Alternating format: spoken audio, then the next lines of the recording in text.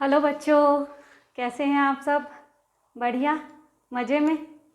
चलिए, तो आज हम पढ़ रहे हैं क्लास 12 की केमिकल काइनेटिक्स यूनिट 4 और उसका आज है सेकेंड लेक्चर। सेकेंड लेक्चर में हम पढ़ेंगे अभिक्रिया की दर को प्रभावित करने वाले कारक यानी factor affecting rate of reaction. ठीक है, तो पढ़ने के पहले आप सभी बच्चों का मेरे इजी केमिस्ट्री चैनल पर स्वागत है। तो चलिए, अब हम आज पढ़ने वाले हैं केमिकल काइनेटिक्स का सेकेंड लेक्चर। ठीक है, यानी रासायनिक अभिक्रिया की दर को प्रभावित करने वाले कारक। हमने दर देखा था। दर हम क्या परिभाषा में हमने क्या पढ़े थे कि दर क्या होती है कि किसी इकाई समय में यानी कितने समय में रिएक्टेंट के कितने मोल प्रोडक्ट में बदले, ये स्पीड जो है ये बताता है हमें रेट ऑफ रिएक्शन। तो उसको हम प्रभावित करने वाले कारक यानी उसकी जो रिएक्शन की रेट है ये किन किन चीज़ों पर निर्भर करती है, उसे आज हम पढ़ेंगे। ठीक है, तो उसको पढ़ने के पहले यानी प्रभावित करने वाले कारक पढ़ने के पहले मैं आपको थोड़ा सा उसके बारे में आइडिया देती हूँ, जो है कोलिजन थ्योरी, है ना, यानी संघट्ट सिद्धांत। इसी चीज़ को हम लास्ट में इस चैप्टर में पढ़ेंगे, लेकिन यदि हम थोड़ा सा कोलिजन थ्योरी के बारे में आज देख लें तो हमें ये फैक्टर्स जो हैं ये पढ़ने में आसानी होगी। जैसे फॉर एग्जाम्पल कोलिजन थ्योरी क्या कहता है? वो कहता है कि जब रिएक्टेंट, है ना, जब जो क्रिया कारक हैं, क्रिया कारकों के अणु में या परमाणुओं में जो भी अभिक्रिया में भाग ले रहा है रिएक्टेंट, उनके मध्य रिएक्शन तब होता है जब अणुओं के मध्य टक्करें होती हैं, यानी रिएक्टेंट के जो पार्टिकल्स हैं ये आपस में टकराती हैं और टकराने के फलस्वरूप ये कुछ एनर्जी गेन करती हैं या कुछ एनर्जी रिलीज करती हैं और उसके बाद वो प्रोडक्ट में परिवर्तित होती हैं, उसके बाद वो प्रोडक्ट बनाती हैं। तो अब टक्कर कैसा होना चाहिए? जो टक्कर है वो प्रभावी यानी जो कोलिजन है वो इफेक्टिव कोलिजन होना चाहिए। ऐसा टक्कर होना चाहिए ताकि वो दोनों आपस में मिलकर प्रोडक्ट में परिवर्तित हों। तो टक्कर कैसा होना चाहिए? प्रभावी होना चाहिए। और जो टक्करें जो हैं वो उसकी आवृत्ति भी, फ्रिक्वेंसी भी अधिक होना चाहिए, है ना। बार बार टकराएंगी तब जाके रिएक्टेंट जो है वो प्रोडक्ट में बदलेगा, ये कहता है कोलिजन थ्योरी। ठीक है, अब हमने कोलिजन थ्योरी देख लिया कि रिएक्टेंट जो है वो आपस में टकराती हैं और टकराने के फलस्वरूप प्रोडक्ट में बदलते हैं। तो टक्करें कैसी होनी चाहिए? प्रभावी होनी चाहिए और उसकी फ्रिक्वेंसी भी, आवृत्ति भी अधिक होना चाहिए ताकि वो प्रोडक्ट में बदल सके। ठीक है, अब हम आज जो पढ़ें वो अभिक्रिया की दर को प्रभावित करने वाले कारक। देखिए, बहुत सारे फैक्टर हैं जिसको हम अब वन बाय वन पढ़ते हैं कि एक एक जो कारक हैं उसको हम बहुत अच्छे से पढ़ते चलते हैं। ठीक है, सबसे पहला है नेचर ऑफ रिएक्टेंट। ठीक,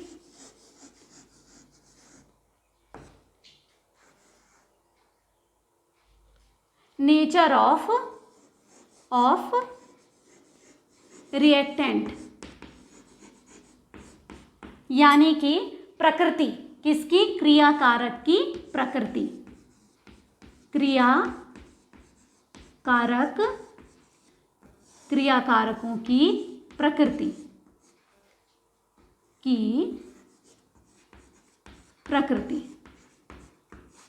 देखिए, अब क्रिया कारकों की प्रकृति कैसे समझें? अब देखिए, कुछ रिएक्टेंट या कुछ यौगिक या अणु या परमाणु, उसका नेचर ही होता है, वो प्रकृति ही होती है उसकी कि कई जो है वो हाईली रिएक्टिव होते हैं और जो कई हैं वो लेस रिएक्टिव होते हैं, है ना। तो रिएक्टेंट की प्रकृति कैसी है ये बहुत ज़्यादा मायने रखता है रेट ऑफ रिएक्शन के लिए। जैसे फॉर एग्जांपल यदि मैं आपको बताऊं कि यदि रिएक्टेंट, मान लीजिए हमने कोई प्रबल अम्ल, है ना, प्रबल अम्ल लिए। ठीक, प्रबल अम्ल, मान लो हमने स्ट्रॉन्ग एसिड लिए और प्रबल ही हमने क्षार लिए। ठीक, तो सपोज दैट हमने लिया HNO3 कॉन्सनट्रेट नाइट्रिक अम्ल लिया और हम ले लिए NaOH, ठीक है।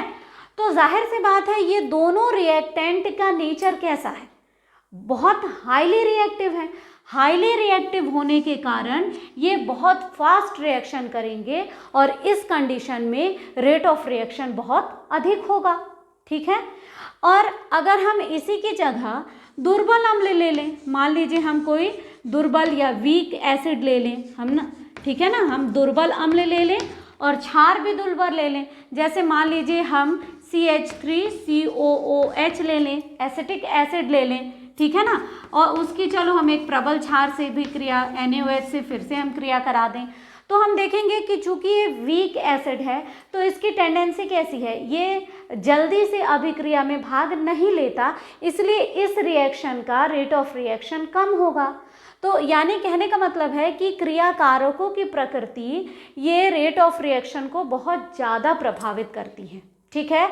अब जैसे कुछ रिएक्शन हमने पिछले बार आपको पढ़ाए थे, कुछ तात्क्षणिक रिएक्शन है ना, कुछ तात्क्षणिक रेट, या हमने देखा था कि मान लीजिए जो है इंस्टेंटेनियस कुछ रिएक्शन भी हमने पिछले बार देखा था कि मान लीजिए हमने लिया है AgNO3, है ना, AgNO3 और प्लस हमने क्या लिया है NaOH, ठीक, या NaCl हमने लिया है, पिछली बार हमने यही रिएक्शन देखे थे NaCl।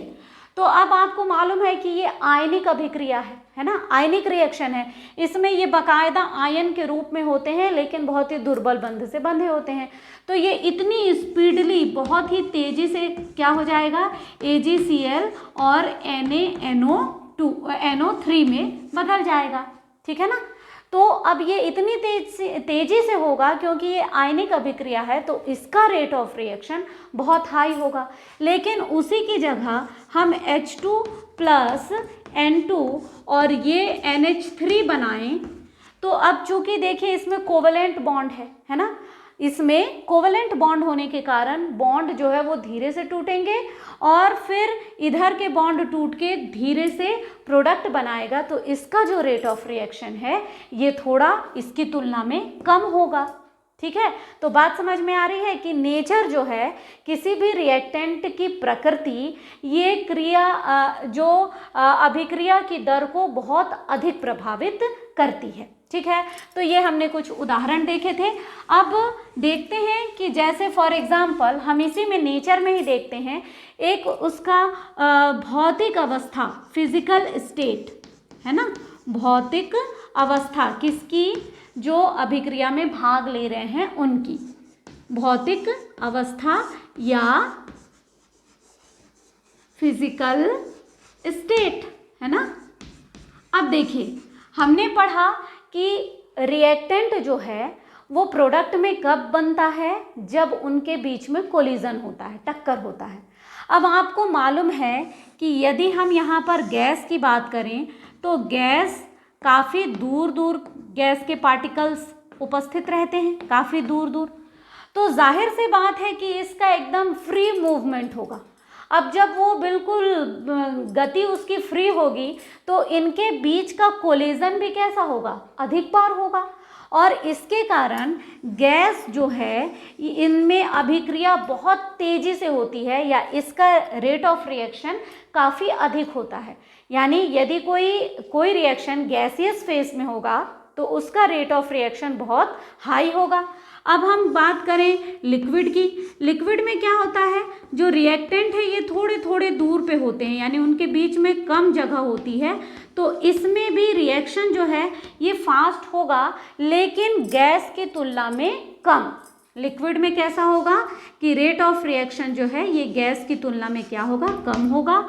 और यदि कोई सॉलिड है ना, ये अगर मान लीजिए कोई ये सॉलिड आपस में भाग ले रहे हैं तो सॉलिड में जो रेट ऑफ रिएक्शन है वो बहुत ही कम होगा। तो इस तरह से फिजिकल स्टेट कोलिजन कैसे करेगा, आपको मालूम है ठोस जो है, सॉलिड जो है, वो एक घूम के विचरण कर करके एक दूसरे से टकराएंगे तो नहीं, बहुत कम मात्रा में। इसलिए जो ठोस में यानी जो सॉलिड में जो रिएक्शन होगा, ये रेट ऑफ रिएक्शन ये काफ़ी कम होगा।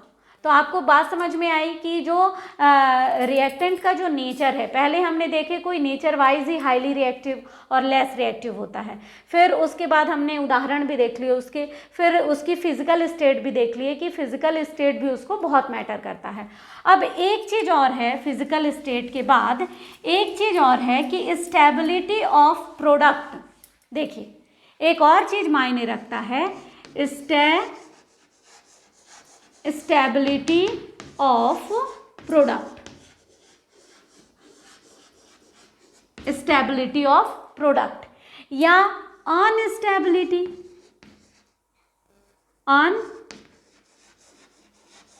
Instability of reactant.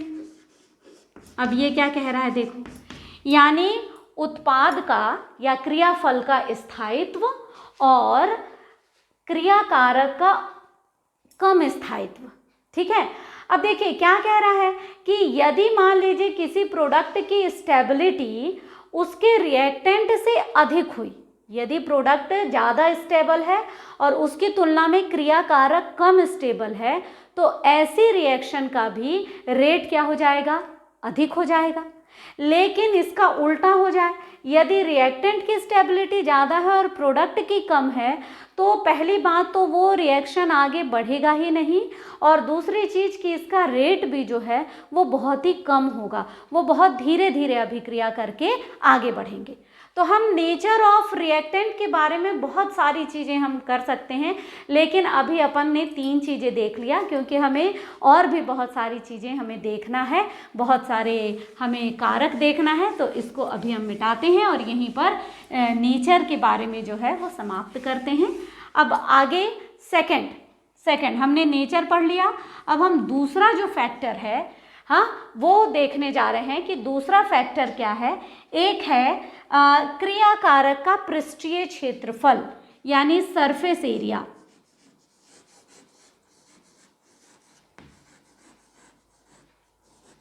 Surface area of reactant,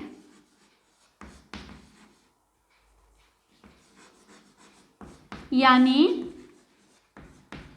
पृष्ठीय क्षेत्रफल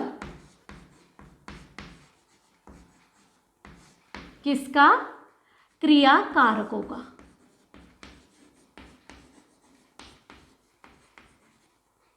क्रियाकारक का पृष्ठीय क्षेत्रफल। देखिए ये भी बहुत ज़्यादा मायने रखता है कि किसी अभिक्रिया की दर को बताने के लिए। देखो मान के चलो हम जब कोलिजन हो रहा है ना, दो स्पीसीज के बीच में यदि टक्कर हो रहा है, तो जाहिर है इनके बीच में ये जो टक्कर है ये सरफेस पे ही एक दूसरे से टकराएंगे, और टकराने के बाद क्या होगा, वो प्रोडक्ट में बदलेगा।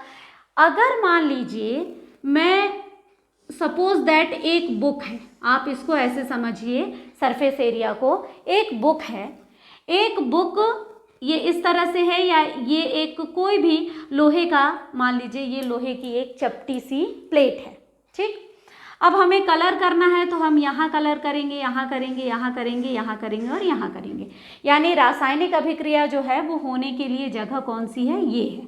ठीक है, लेकिन यदि मैं इसको यहाँ से काट दूँ, है ना, यानी कि मैंने यहाँ से काट दिया, तो अब देखो इसका सरफेस एरिया बढ़ गया।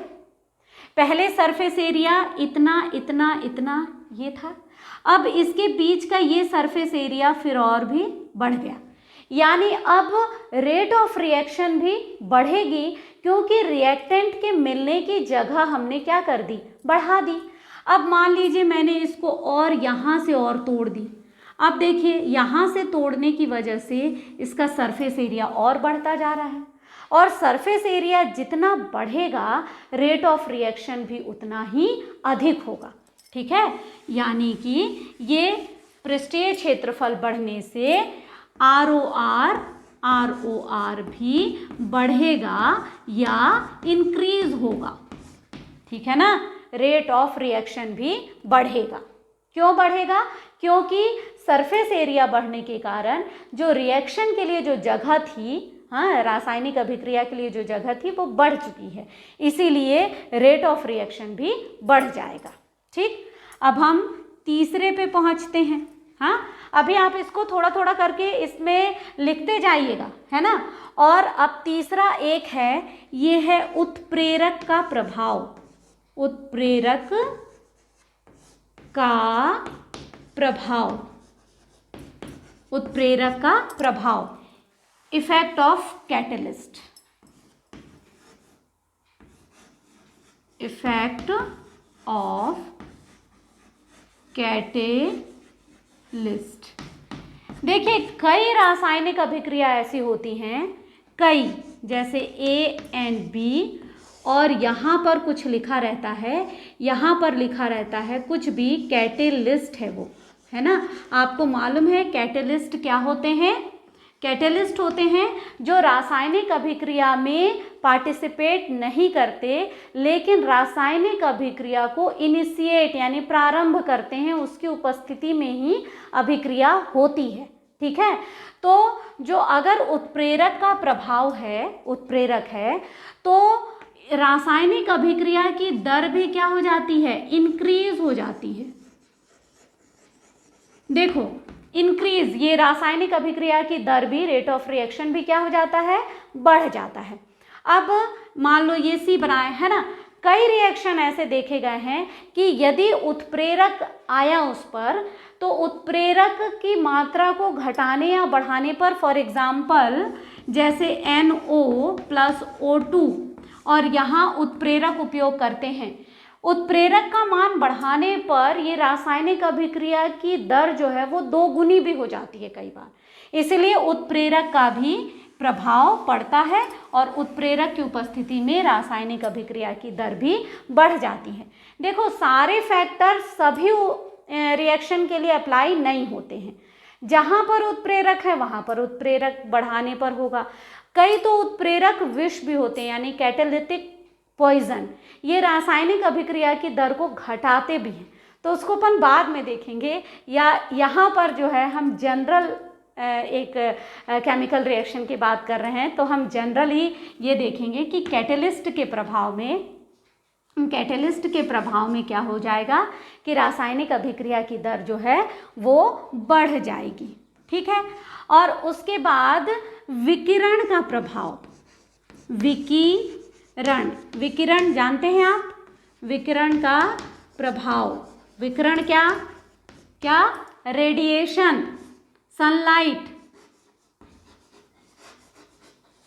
रेडिएशन का प्रभाव, है ना, इफेक्ट ऑफ रेडिएशन, ये इफेक्ट ऑफ रेडिएशन। देखिए, ये केवल किस पर काम आएगा? ये आएगा फोटोकेमिकल रिएक्शन, यानी ऐसी अभिक्रियाएं जिसके लिए प्रकाश की आवश्यकता होती है। आपको कई सारी रिएक्शन मिल जाएंगी, जैसे H2+Cl2, और यहाँ पर लिखा रहता है HNu, यहाँ पर लिखा रहता है HNu, या यहाँ लिखा रहता है सनलाइट। ठीक है ना, सनलाइट, HNu, ये फोटोन है वास्तव में, यानी जो प्रकाश के फोटोन हैं वो काम करते हैं और ये प्रोडक्ट बनाया। तो अगर हम रेडिएशन बढ़ाएंगे यानी फोटोन की संख्या बढ़ाएंगे, तो रासायनिक अभिक्रिया की दर भी क्या हो जाएगी? इंक्रीज हो जाएगी, हैं, इंक्रीज हो जाएगी, बढ़ जाएगी। पर कई ऐसे भी हैं, जैसे फोटोसिंथेसिस खुद प्रकाश संश्लेषण की अभिक्रिया, प्रकाश संश्लेषण की अभिक्रिया भी एक डिजायर टेम्परेचर, है ना, या एक सनलाइट अगर बढ़ा दिया जाए तो उसका क्या हो जाता है कि जितनी मतलब उसका क्राइटेरिया है, यदि बढ़ाया जाए तो फोटोसिंथेसिस की दर बढ़ जाती है। लेकिन अगर उससे ज़्यादा कर दिया जाए, फोटोन की संख्या या रेडिएशन उससे ज़्यादा आ जाए, तो प्रकाश संश्लेषण की दर जो है वो घट जाती है। आपने देखा होगा कि बहुत ज़्यादा गर्मी के दिनों में पत्तियां झड़ जाती हैं या पीली पड़ जाती हैं। वास्तव में उतने रेडिएशन में फोटोसिंथेसिस नहीं हो पा रहा है, इसीलिए पत्तियां जो है वो सरवाइव नहीं कर पा रही हैं और पीली पड़ के झड़ जाती हैं। तो रेडिएशन का भी एक अच्छा हम पढ़ सकते हैं, लेकिन ये किनके लिए? केवल सूर्य प्रकाश की उपस्थिति में होने वाले यानी फोटोकेमिकल रिएक्शन के लिए। ये केवल किसके लिए होता है? फोटोकेमिकल रिएक्शन, ये केवल उसके लिए है कारक जो सूर्य प्रकाश की उपस्थिति में होते हैं, फोटोकेमिकल रिएक्शन के लिए। ठीक है, उसके बाद हम देखते हैं, उसके बाद 5वां दाब का प्रभाव। दाब का प्रभाव, अब देखिए, यानी effect of pressure, effect of pressure. अब देखिए, ये दाब का प्रभाव ये केवल किसके लिए होगा? जिस पर दाब काम करे, यानी कि केवल गैसीय अभिक्रियाओं के लिए। यदि गैसीय अभिक्रियाओं में दाब को बढ़ाया जाता है, देखिए गैस है, मान लीजिए ये एक बलून है, बलून में गैस भरा है, अभी गैस के अणु दूर दूर हैं, ठीक है ना, अभी दूर दूर है। जब हम इस पर दाब बढ़ाएंगे यानी बलून को हम ऐसे पिचका देंगे, तो अब इतने ही अणु यदि दाब बढ़ाकर हमने इस रूप में ले आए, तो अब यहाँ ये जो अणु हैं वो क्या होंगे? पास पास आ गए, पास पास आ गए, यानी प्रति इकाई क्षेत्रफल पे मोलों की संख्या बढ़ जाने पर दाब के प्रभाव में भी रासायनिक अभिक्रिया की दर बढ़ जाती है। यहाँ पर भी क्या हो जाती है? बढ़ जाती है। ठीक है, ये भी क्या हो जाती है? रासायनिक अभिक्रिया की दर यहाँ पर भी बढ़ जाती है, अधिक हो जाती है, इंक्रीज हो जाता है। ठीक है, यहाँ तक अभी अपन ने देख लिया। ठीक है, अब हम 6वां पढ़ते हैं, सांद्रण का प्रभाव। सांद्रण का प्रभाव, effect of concentration, effect of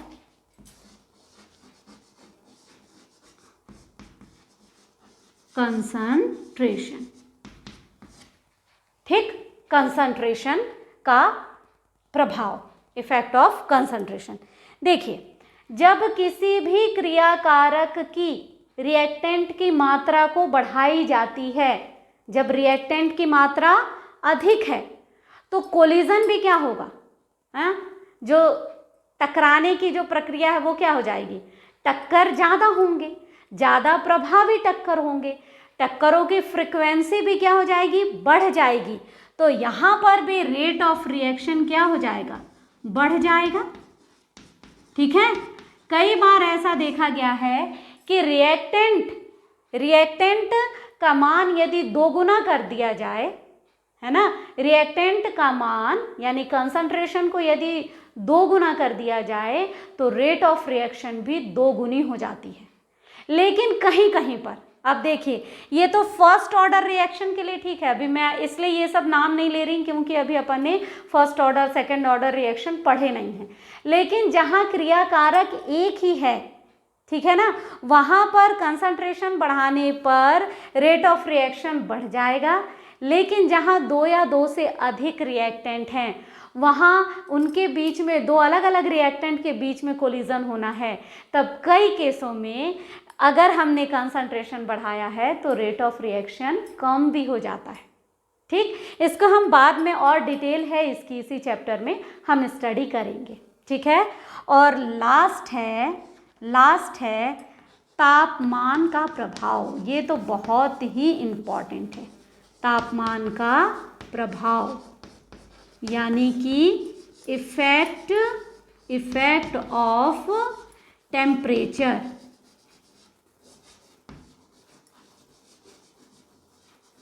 effect of temperature. देखिए, ये जो तापमान का प्रभाव है, इसको मैंने आखिरी में क्यों रख रही हूँ? क्योंकि ये जो तापमान का प्रभाव है इसकी पूरी डिटेल चर्चा जो है इसी इकाई में होने वाली है, और हीनियस थ्योरी पढ़ने वाले हैं अपन इसी चैप्टर में, और बहुत सारी चीज़ें हम टेम्परेचर कोफिशिएंट पढ़ने वाले हैं इसी चैप्टर में। तो तापमान का भी प्रभाव जो है, जब ताप बढ़ेगा, देखिए जब ताप बढ़ा तो क्या होंगे, जो रिएक्टेंट के मॉलिक्यूल्स हैं या रिएक्टेंट के पार्टिकल्स हैं, ये ताप लेंगे और ताप लेकर और ज़्यादा उछलने लग जाते हैं। मालूम है ना कि क्या हो जाएगा, रिएक्टेंट का जो मूवमेंट है या गति बढ़ जाएगी, और गति बढ़ जाएगी, कोलिजन बढ़ जाएगा, कोलिजन की फ्रिक्वेंसी बढ़ गई, और टक्करों की प्रभाविता भी, यानी प्रभावी टक्करें ज़्यादा होने लगेंगी। तो यहाँ पर भी क्या हो जाएगा, इंक्रीज हो जाएगा, इंक्रीज हो जाएगा। और यदि टेम्परेचर का देखिए, अब आपको टेम्परेचर कोफिशिएंट के बारे में, यदि किसी भी रिएक्टेंट का टेम्परेचर 10 डिग्री बढ़ा दिया जाए तो रेट ऑफ रिएक्शन ROR जो है वो दुगना हो जाता है, दुगना है ना, डबल हो जाता है। इसी चीज़ को हम बोलते हैं टेम्परेचर कोफिशिएंट। कई बार दुगना से भी ज़्यादा 3 गुना हो जाता है। यदि टेम्परेचर रिएक्टेंट का जो है टेम्परेचर यदि 10 डिग्री बढ़ा दिया जाए तो तापमान जो है वो 2 गुना या 3 गुना हो जाता है। इसी चीज़ को हम बोलते हैं टेम्परेचर कोफिशिएंट। तो ठीक है, आज हम इतना ही पढ़ते हैं। ये दो देखिए, ये सब तो सिलेक्टिव है, जैसे nature of reactant. Nature of reactant हम विशेष रूप में पढ़ेंगे, वो स्पेसिफिक रहेगा, अलग अलग रिएक्टेंट के लिए अलग अलग नेचर है ना। सरफेस एरिया ये हमेशा नहीं होगा, है ना। अगर जैसे हम टैबलेट ही देखें, अगर टैबलेट है, पेट में जाके उसको रिएक्शन करना है, अगर कई बार रिएक्शन जो है नहीं हो पाता तो कई पुराने जो हकीम डॉक्टर थे वो उसको पीस के दे देते थे। क्यों? क्योंकि सरफेस एरिया बढ़ने से उसका जो रिएक्शन होने की जो रेट है वो भी बढ़ जाती थी। तो ये भी हम कंडीशनल है, कहीं कहीं काम आएगा। उत्प्रेरक भी उन्हीं अभिक्रियाओं के लिए जिसमें उत्प्रेरक वाकई में लगे हैं। फिर ये केवल फोटोकेमिकल रिएक्शन के लिए, जो विकिरण का प्रभाव है, फोटोकेमिकल जो अभिक्रियाएं सूर्य प्रकाश में होती हैं केवल उनके लिए। फिर दाब का प्रभाव, ये केवल गैसीय अभिक्रियाओं के लिए काम करेगा। लेकिन ये दोनों जो हैं ये सभी अभिक्रियाओं के लिए प्रभाव डालता है, और इसे हम इसी चैप्टर के आगे लेक्चर में पढ़ेंगे। तो ठीक है, आप बहुत बढ़िया से पढ़ते रहिए और अगला पार्ट भी देखते रहिए, और फटाफट चैनल को लाइक एंड सब्सक्राइब कीजिए, दोस्तों के साथ शेयर कीजिए। बाय।